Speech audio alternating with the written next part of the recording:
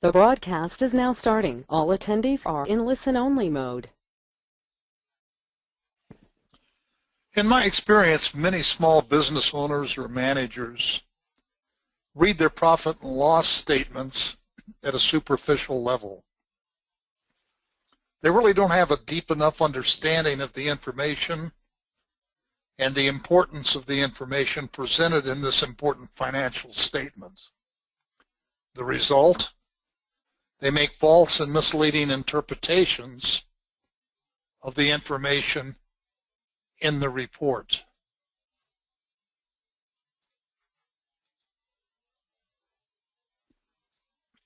For example, they think that sales revenue equals cash inflow from customers. However, if they sell on credit, obviously their cash inflow is going to be less than their sales revenue. Your financial statements are prepared from the accounting records of a business. They're no better than the accounting system that generates the information for the financial statements. The reliability of your accounting system depends first of all on hiring a competent accountant to put in charge of your accounting system. If your business cannot afford to hire a good accountant, then consider hiring a good bookkeeping service. Bookkeeping services cost about 1/10 of what hiring a bookkeeper will cost you. Hello, I'm Jim Crimmins from Small Business Financials. Welcome, I'm glad you're here tonight. We're going to talk about profit and loss statements. One of the most important tools a small business has to run their company profitably. Now, our intent for doing each of these seminars every 2 weeks, or webinars, is to teach you how, by using financial documents, you can cause your company to become more profitable. Because without a P&L schedule, it's difficult for you or even the smallest business to determine whether the business is making a profit. Your cash balances and the day-to-day cash income and outgo, as important as they are really not a good indication of profit and loss. Cash flow, as I said earlier, can give you a total misleading picture of how your business is doing. The P&L shows your business financial activity over a period of time. Generally, we start out with a month P&L, and at the end of each quarter, we run a P&L for that quarter, and then finally by the year.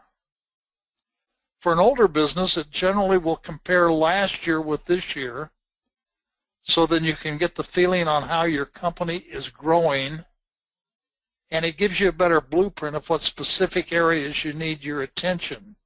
However, I really want you to remember this caveat.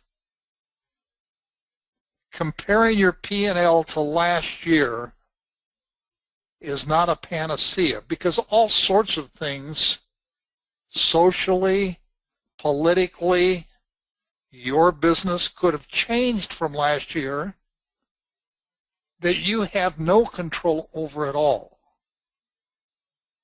And when that happens, if you're comparing this year to last year, then you get a false sense of security if you're up, and you're wondering what you can do about your chart of accounts if you're down. Now, if it's social or political,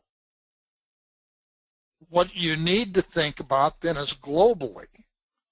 What is it that I can change globally about my business that will help me to sustain this recession, this depression, this whatever it is, this hurricane,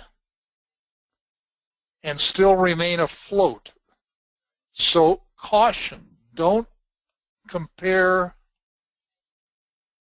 your P&L from this year against last year unless everything else is basically the same. Now, profit and loss has to follow an accepted accounting format, and it's got to contain certain categories. We have a friend that's running a nonprofit, and recently the people that contribute to his nonprofit have asked him to put his books in order so that it is GAAP compliant. Now, most of us don't have to worry about that. But small businesses or some businesses dealing with the government may very well have to worry about that. Now, most companies on the P&L will also include line items for taxes, for depreciation on equipment, and this generally follows the net profit to get to a complete bottom line. There's no other way to know your profit performance and understand how to improve your profit other than having financial statements to work with. You can't look at your cash balance to track profit performance. Your cash may be going down while your profit's going up, or vice versa.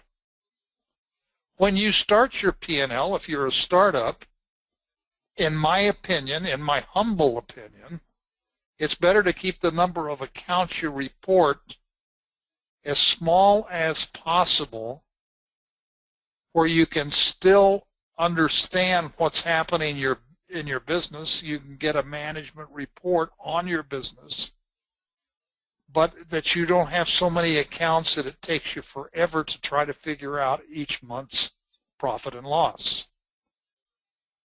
If you need to get more detail, the supporting schedules that you can pull down from any accounting software you're using, or that you can ask your bookkeeper or your bookkeeping company to provide for you, will give you that information.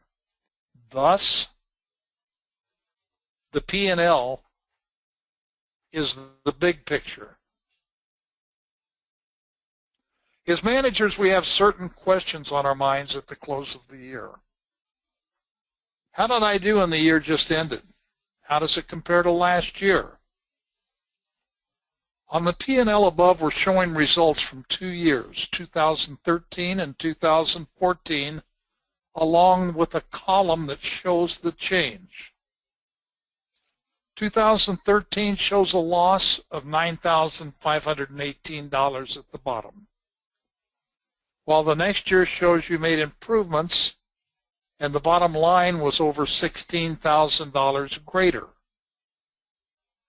I would assume that after you got the results for 2013, you started looking at categories and decided what you could do to change a loss to a profit.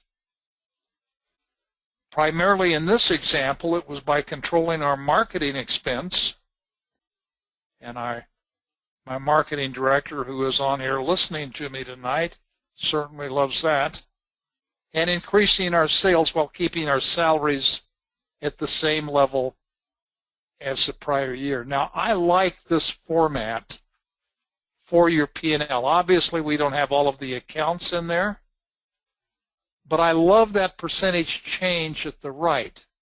And what I normally do when I get my P&Ls is we'll take it. Unfortunately, I'm not so technologically skilled that I don't need to make a hard copy of it. And then I'll take a highlighter and highlight in 2 different colors the accounts. Now, if it's good, it probably will be in blue. And if it's bad, it'll probably be in yellow. Now, I'll start with the bad first of all. All of the ones that I highlighted in yellow, and decide or call my team together and say, okay, what happened here? Why did we do this? What is it that we can do to change it? And then with the ones in the blue, attaboys are due. Attaboys to your team or to yourself for being able to really change things and make a profit. Now you can see the sales revenue on this report went up 32%, and our cost of goods sold only went up 28%, 29%. A difference of 4%, 3%. Now that would be an attaboy for me, because if we can control the cost of goods sold and they don't go up at the same rate as our sales, we're doing something right in the way we purchase our product or in the different expenses that we have that go into COGS. So our gross margin actually went up to 35.5%. That's a huge, huge increase. Our operating expenses, our salaries, actually went down. Now, we've got to think about this before we market either blue or yellow, because if we don't have enough help, we could cripple ourselves and hurt ourselves in the long run. However, let's just say in this one that an employee, he had quit 3 months ago, and the employee we replaced him with, we're paying at a less salary than we did the previous one. Marketing and advertising, well, maybe we looked at it and we said, hey, this money we're laying out on this particular program is not bringing us back the revenue that we think it should to pay this expense, and that's actually what we do at Small Business Financials every month, is look at the different programs that we're paying for and decide, are they really helping us as much as we're paying for them. So we were able to knock 45% on that. Our other expenses went up, but not a lot of dollars. A big percentage, not a lot of dollars. So our total operating expenses dropped by 12%, making our operating profit grow by $16,000, almost $16,500. Then other income would be interest income or something that's not classified as sales revenue. Other expenses would be your depreciation, your taxes, and then your net income down here shows a nice increase. A nice increase. So that person using the P&L really did a good job. Now, unfortunately, there's a lot of small businesses that don't pay attention to what they're doing. Many of these people think they're smarter than the IRS, and maybe they'll get by with a lot of things for a while. One of my hobbies is reading all of the tax court cases, and today I started on this month's tax court case. Two of them stood out. There was a couple from Vietnam, I believe, that owned two different, fingernail and toe places back in Maryland. And they ended up owing the government almost $1 million because of interest penalties and the fraudulent penalties, because they only reported about half of the income that they had. They took money out to use personally. It's called sales skimming. And I guess they thought they were never going to get caught. But when they got audited, all the IRS had to do was go look at their bank account to see what was deposited every day. And when you're in a service business like that, it's pretty hard to hide it because you got a lot of checks coming in, a lot of credit cards coming in. You can't just take that and put it in your pocket. So it's got to go into the bank. And they were cutting about half of the money out of what they reported to the IRS. In addition, they did not keep records. Now, if you were with me last week, I told you the most important thing that a small business has to do is what? Document, document, document. You have got to keep good records. Because if you're ever audited, you're guilty until you can prove that you're not. So you better have the records to be able to prove it. Well, of course, they didn't because they didn't keep any records all year long. So the IRS was able to go in and prepare what they thought was a legitimate P&L for these folks and then nail them for the taxes that weren't paid. In another one, the same month, here in Arizona, there was an attorney, I guess. Well, I'm not going to cast aspersion here, folks. But I guess this attorney was smarter than what he figured everybody else was, and while he reported the actual amount of money he made and his actual expenses, he didn't pay all of his taxes. He paid part of them. Well, by the time the IRS got around to audit him, he owed them over $1 million. And then he started playing games with the IRS. Okay, we'll set up a payment plan and we'll pay it off. Yeah, that happened about 6 months out of the year. So finally the IRS got a lien on a $1 million home that he had and I think it was $800,000 cabin that he had somewhere here in Arizona as a summer home. Because they don't play games. So illegal activity has a way of eventually catching up with any business. Now, sales skimming, I told you, instead of recording sales and putting the money in the cash account, the money goes directly into someone's pocket and the sales are not recorded. Sad but true story. Many, many years ago in Las Vegas, Nevada, I ran 3 jewelry stores downtown. And I made the decision that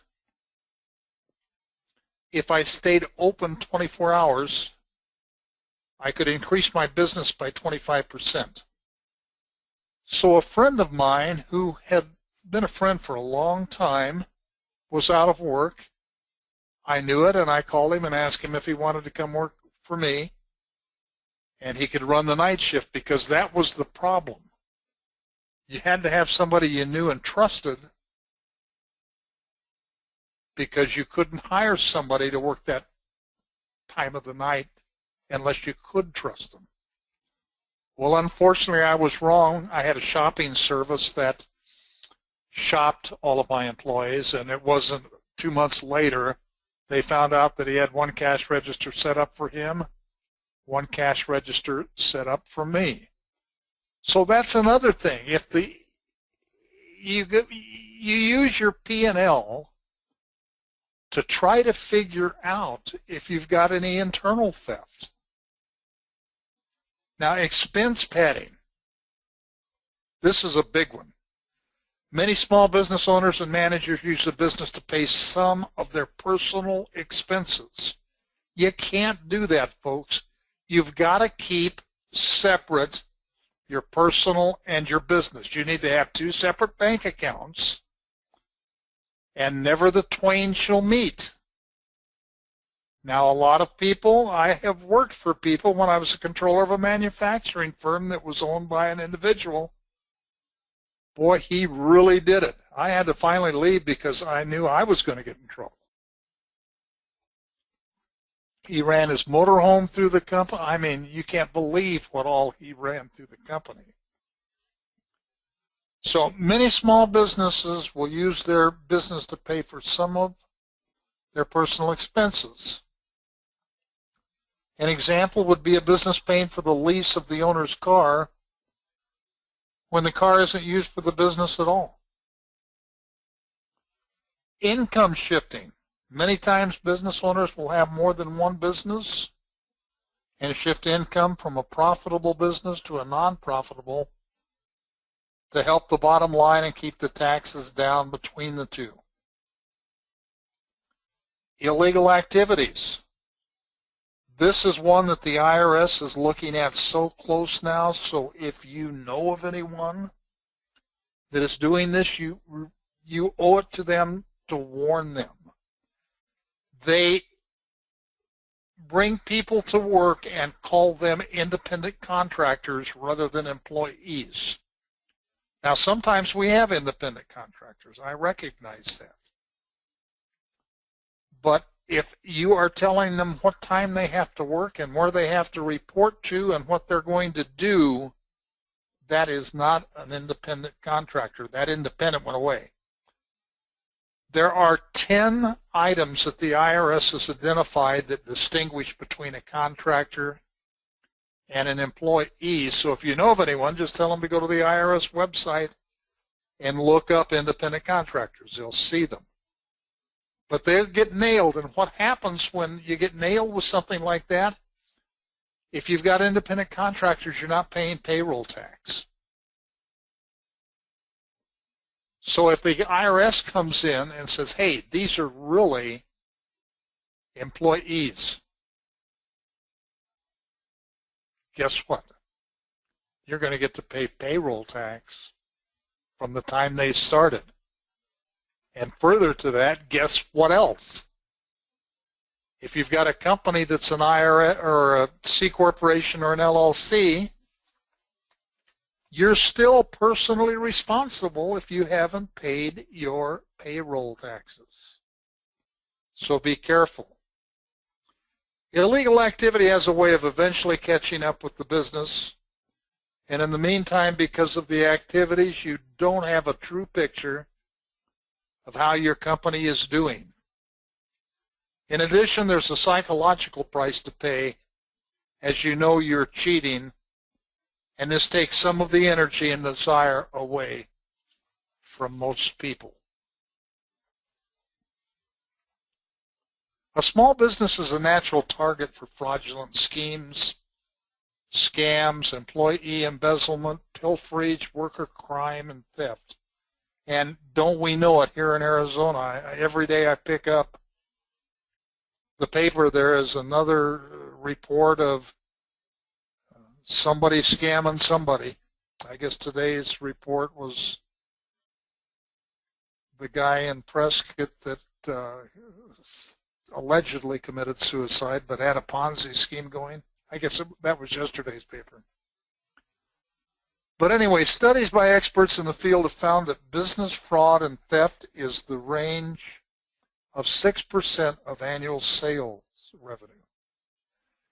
Internal controls filter through the whole business.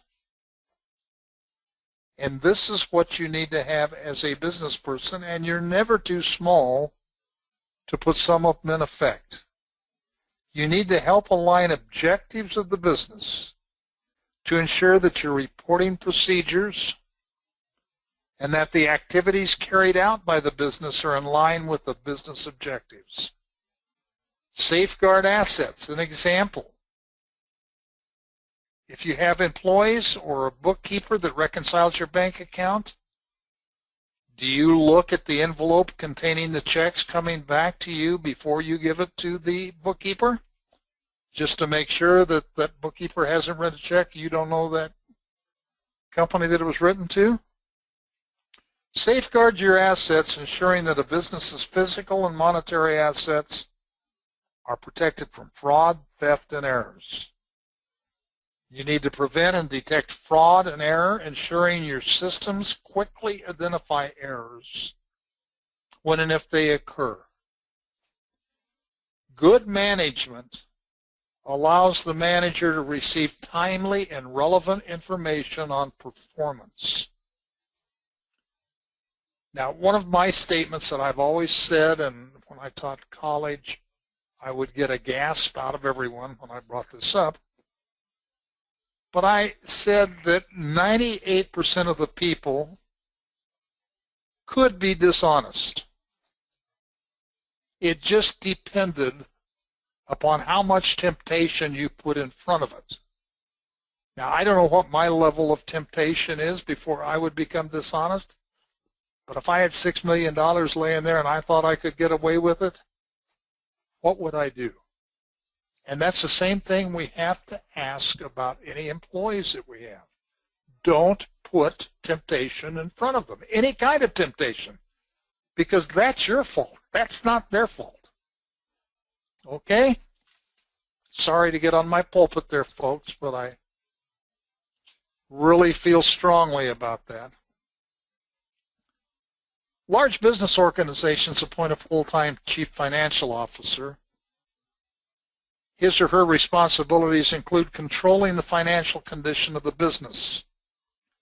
The small business owner, however, doesn't enjoy this luxury. You have to be your own CFO and control the financial condition of the business yourself. You have to know what to look for in your P&L and managing your profit. And likewise, you must know what to look for in your balance sheet and managing your financial condition. When you do this, you can determine whether these factors are under control. Now, you can take a class on reading financial statements. I've never found that to do a whole lot. If it's not convenient, my suggestion is to hire a bookkeeping or accounting company that provides the services of sitting down with you each month to go over your balance sheet and P&L to explain what's happening with your company. Now, next, 2 weeks from now, I guess that would be June 10th, our next webinar will be on using your balance sheet. And see, I guess the title of it is How Do I Manage My Balance Sheet? I would like to answer any questions that somebody might have now. There should be a place for you to type those questions in on your dashboard. So please take the time and type any in if you have any questions. If you're scared I'll get on my pulpit again, I'll promise to be nice and good. And remember, if you've got any questions that you don't want to ask here, don't hesitate to give me a call. You see my telephone number. That's my direct end dial number. My extension is now 313. I got moved up into another category. So I'm 313 rather than 213. Or you can email me at jimc@smallbusinessfinancials. Well, again, you guys don't have any questions. I don't understand that. I cannot be that good of a teacher. But anyway, I appreciate your being here. Tell your friends that we're doing this. We'd love to get a bigger audience to teach about managing businesses. And in 2 weeks, we'll be back. Thanks so much. Bye-bye.